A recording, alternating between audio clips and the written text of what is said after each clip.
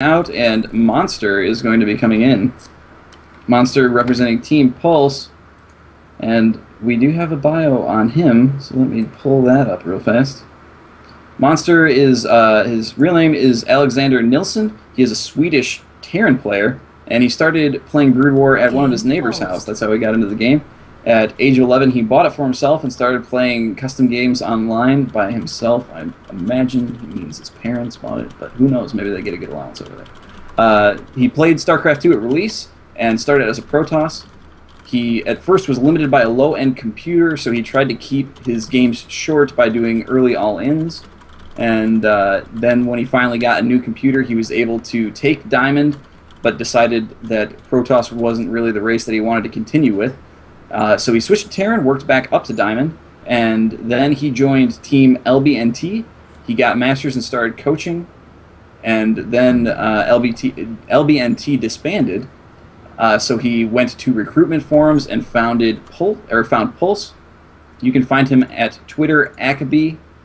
I'm just going to put that into chat because I don't know how to pronounce that. Or whether I do, but it's not going to come across the right way in terms of spelling. So at any rate, you can feel free to contact for free coaching, and he is happy to offer that, so get a hold of him on Twitter if you are a Terran player and would like to get better. He is one of those people who's generously offering his services for free, so take him up on that. Great. And with that, I think we're ready to jump into game number 7. Let us do it. And it is going to be a pretty great game as we are tied 3-3. And, you know, we just want to say thanks so much for your viewership tonight. And do share this out as well to your friends and anyone else you know. Hit that Reddit thread if Nick would mind posting that in chat.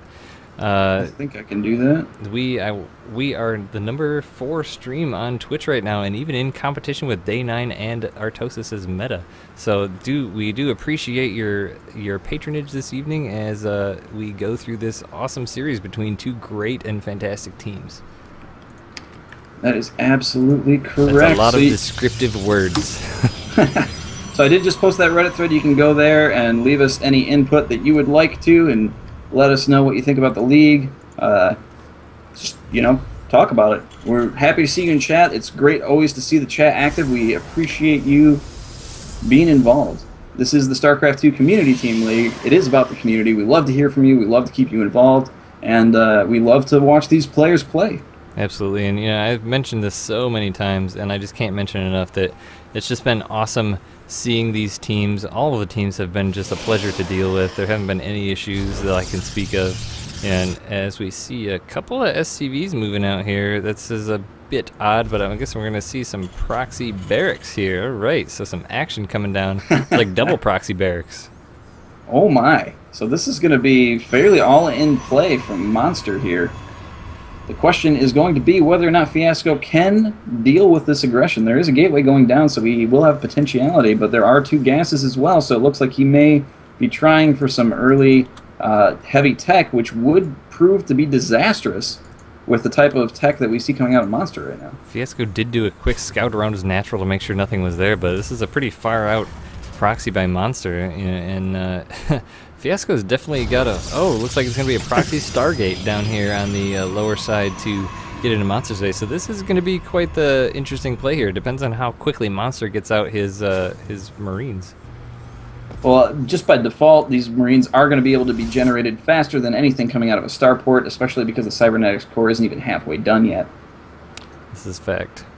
Marines, if he can hold this off in time, though, it looks like he hasn't obviously going to have the ability to produce a mothership core for a while here as his cybernetics core is finishing, but if he can manage somehow to hold this off and get an Oracle, he can shut this down very quickly because Oracles kill Marines so fast, and then put pressure back on his opponent. But it looks like but Monster is pulling all of these SCVs. It looks like he scouted the tech and saw something fishy going on the other side, so he's just going to try and end this game now.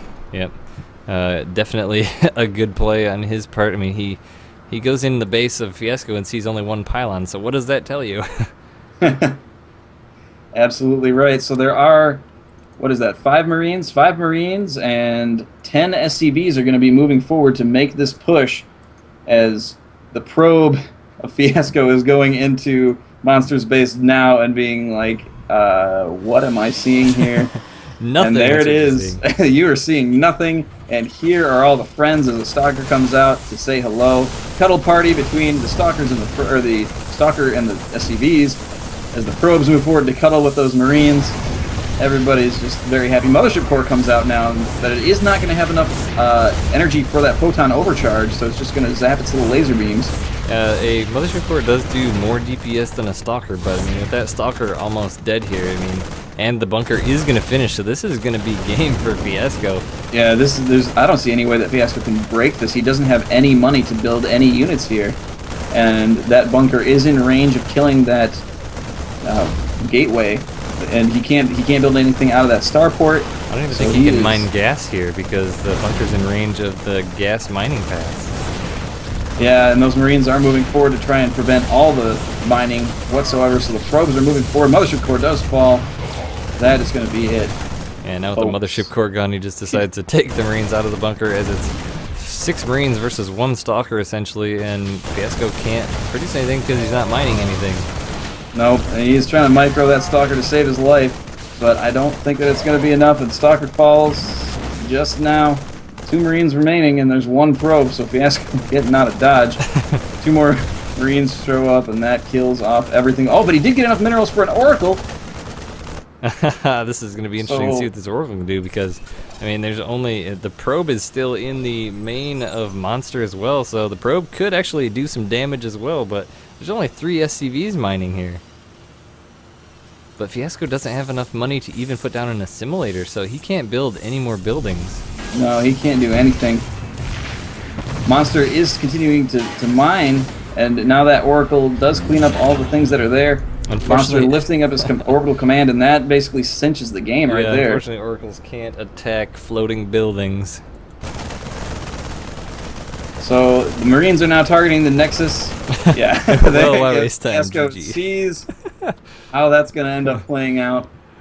Well played, Fiasco.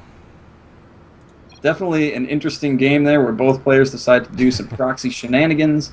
Apparently, double Barrack Marine all-in does beat single Oracle. Yeah, so that is going to put it to match point for Pulse, as they are now up 4-3 to StarCraft 2 strategy.